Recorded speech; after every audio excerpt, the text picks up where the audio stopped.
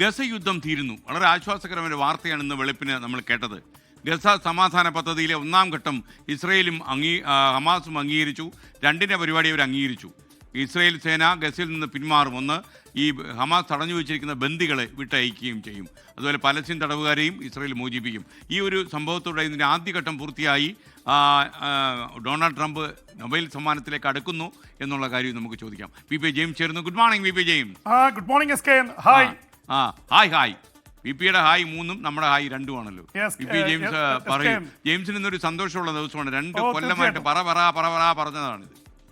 2 വർഷം എസ്കെൻ 700 ദിവസത്തിലേറെ നീണ്ട യുദ്ധത്തെക്കുറിച്ച് ഞാൻ എസ്കെനോട് ഹായ് പറയുമ്പോൾ എല്ലാവരും പറഞ്ഞുകൊണ്ടിരുന്നത് യുദ്ധത്തിന്റെ, എല്ലാവരും പറയാറില്ല, എന്നാൽ കുറച്ച് പേരെങ്കിലും ഈ ഹായ് പറയുന്നത് എന്തിനാണ്? ദുഃഖവാർത്ത പറയാനല്ലേ?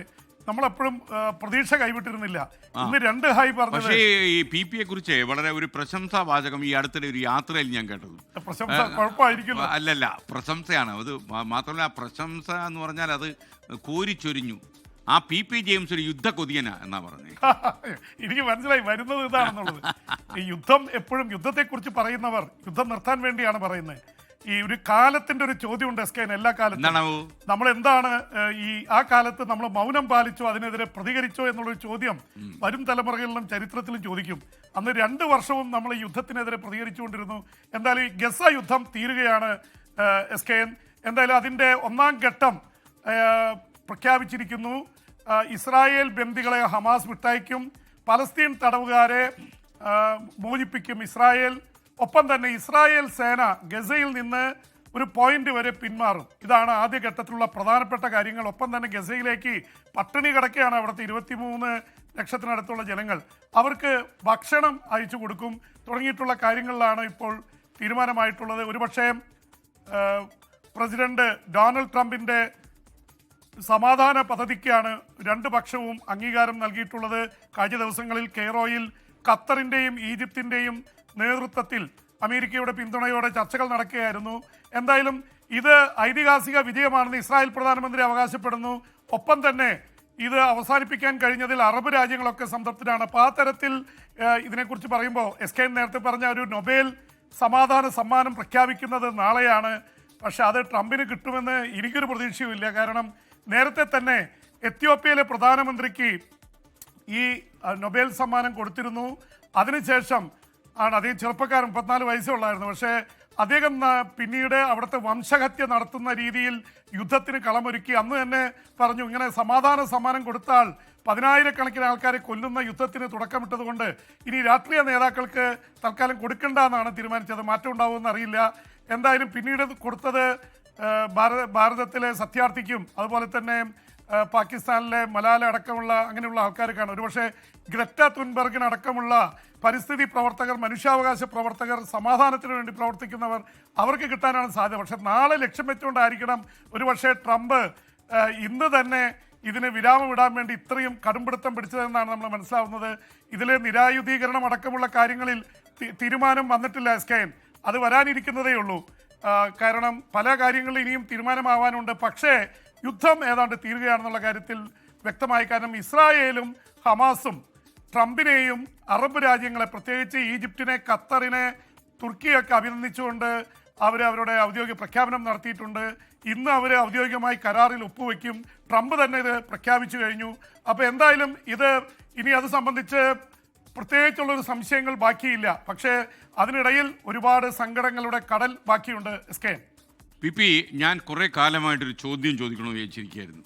പി.പിക്ക് എന്ത് പുരസ്കാരമാണ് മനസ്സിൽ കിട്ടാൻ ആഗ്രഹം? എസ്കെൻ, പ്രേക്ഷകർ നൽകുന്ന പുരസ്കാരത്തെക്കാൾ വലിയ ഒരു പുരസ്കാരമില്ല. നൊബേൽ സമ്മാനം എന്നൊക്കെ പറയുന്നത് ഒരു സാങ്കല്പിക ഇതാണ്. പി.പിയെ പോലെ ഒരു കക്ഷിക്ക് കൊടുക്കാൻ പറ്റിയൊരു സമ്മാനം എൻ്റെ മനസ്സിലേക്ക് ഓടി വരുന്നു. അറിയുമോ? പത്മശ്രീ.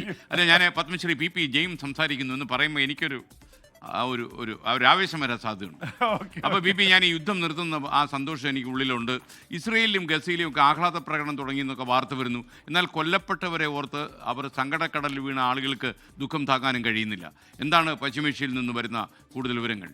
എസ്കെൻ, ഇതേക്കുറിച്ച് ലോകമെമ്പാടും വലിയ ആഹ്ലാദമാണ് പ്രകടിപ്പിക്കുന്നത്. പക്ഷെ ഗസയിൽ വലിയ ആഹ്ലാദം നടക്കുന്നുണ്ട്. കാരണം ജീവനും കൊണ്ട് ഓടുകയാണ്. എത്രയോ 700-ലേറെ ദിവസങ്ങൾ ഉറങ്ങാതെ തങ്ങളുടെ പ്രിയപ്പെട്ടവരെ നെഞ്ചോ അടുക്കിപ്പിടിച്ച അമ്മമാർ, അതിനിടയിൽ ബോംബുകൾ വീഴുന്നു, കുഞ്ഞുങ്ങൾ മരിച്ചു വീഴുന്നു, ചോരപ്പുഴ ഒഴുകുന്നു. SKN 20,000-ലേറെ പേരാണ് അവിടെ കുഞ്ഞുങ്ങൾ കൊല്ലപ്പെട്ടത്. മൊത്തം കൊല്ലപ്പെട്ടത് 67,200-നടുത്ത ആൾക്കാർ കൊല്ലപ്പെട്ടിരിക്കുന്നു.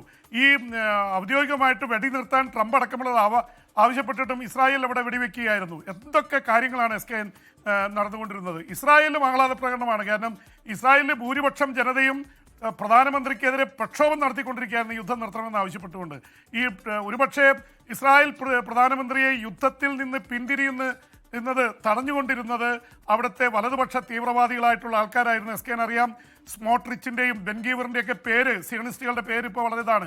ഒരുപക്ഷെ പ്രതിപക്ഷം സംയോജിതമായി ഇടപെട്ടു. പ്രതിപക്ഷത്തിൻ്റെ നേതാവ് യായിർ ലാപ്പിഡ് പറഞ്ഞു, ഞങ്ങൾ പിന്തുണയ്ക്കാം, നിങ്ങളെ ഇവർ ഭീഷണിപ്പെടുത്തുന്നതിൽ നിങ്ങൾ നിൽക്കരുത്. ഒരുപക്ഷെ അതൊരു കാരണമായിട്ടുണ്ടാവും, ജനങ്ങളുടെ സമ്മർദ്ദം. ഒപ്പം തന്നെ നമ്മൾ ഫ്ലോട്ടില്ല പോലെ 50 രാജ്യങ്ങളിലെ പരിസ്ഥിതി പ്രവർത്തകരും മനുഷ്യാവകാശ പ്രവർത്തകരും സിനിമാ നടന്മാരും ലോകമെമ്പാടും കപ്പൽ വ്യൂഹമായി വന്ന് അവരെ അറസ്റ്റ് ചെയ്തു, അവരെ പീഡിപ്പിച്ചു. ഗ്രറ്റ തുൻബെർഗിനെ പോലുള്ളവരെ മുടുക്കി പിടിച്ചു വലിച്ചു, അടികൊടുത്തു. പക്ഷേ ഇതുകൊണ്ടൊന്നും ലോകത്തിൻ്റെ മനസാക്ഷി തളർന്നില്ല. അവർ ഫൈറ്റ് ചെയ്തുകൊണ്ടേയിരുന്നു. ഒരുപക്ഷെ ലോക മനസാക്ഷി മുഴുവൻ എതിരായിട്ട് നിന്നത് SKN ഒരുപക്ഷെ ഐക്യരാഷ്ട്രസഭ കടലാസ് സംഘടനയായി മാറിയെങ്കിലും അവിടെ പാസാക്കിയ ഒരു പ്രമേയത്തിൽ ഏതാണ്ട് 150-ലേറെ രാജ്യങ്ങൾ പാലസ്തീന് വേണ്ടി, പാലസ്തീൻ എന്ന സ്വതന്ത്ര രാഷ്ട്രത്തിന് വേണ്ടി നിലകൊണ്ടു എന്നുള്ളത് തന്നെയാണ് ഏറ്റവും അഭിമാനകരമായിട്ടുള്ള കാര്യം. ഇസ്രായേൽ ഒറ്റപ്പെടുന്ന അവസ്ഥയുണ്ടായി. ഇസ്രായേൽ പ്രധാനമന്ത്രി ബെഞ്ചമിൻ നെതന്യാഹുവിനെ പരസ്യമായി UN അസംബ്ലിയിൽ കൂക്കി വിളിച്ചു എന്നുള്ളത് തന്നെ ലോകത്തിൻ്റെ ഒരു ശബ്ദം അവിടെ മുഴങ്ങി എന്നുള്ളതാണ്. പക്ഷേ ഐക്യരാഷ്ട്രസഭയുടെ ജനറൽ സെക്രട്ടറിക്കൊന്നും ചെയ്യാൻ കഴിയാത്ത കാര്യം അമേരിക്ക ചെയ്തു എന്നുള്ളത് യഥാർത്ഥത്തിൽ ഇവർക്കൊരു നഷ്ടമാണ്. കാരണം ഒരു രാജ്യമല്ല ചെയ്യേണ്ടത്, കൂട്ടായ്മയാണ്. അപ്പോൾ കൂട്ടായ്മയിൽ നിന്ന് ഐക്യരാഷ്ട്രസഭയുടെ മേൽവിലാസം നഷ്ടപ്പെടുന്ന അവസ്ഥയുണ്ടായിരിക്കുന്നു. എന്തായാലും ഗസ പുനർനിർമ്മിക്കേണ്ടതുണ്ട്, അതിന് സഹായം ചെയ്യുമെന്ന് ട്രംപ് അമേരിക്കയൊക്കെ പറയുന്നുണ്ട്. എന്ത് സംഭവിക്കുമെന്ന് ഇനി കാത്തിരുന്ന് കാണേണ്ടതാണ്. സംഘടനത്തിന്റെ ഒരുപാട് പേർ, ഒരു കാര്യം കൂടി SKN, 10,000-ലേറെ ആൾക്കാർ ഇപ്പോഴും ഭൂമിക്കടിയിൽ എന്ന് പറയില്ല, കെട്ടിടങ്ങൾ തകർന്ന് അതിനടിയിൽ അവശിഷ്ടങ്ങൾക്കടിയിലുണ്ട്. അവരുടെ ശരീരങ്ങൾ വീണ്ടെടുക്കേണ്ടതുണ്ട് എന്നതുകൂടി ഈ അവസരത്തിൽ പറയേണ്ടിയിരിക്കുന്നു. SKN.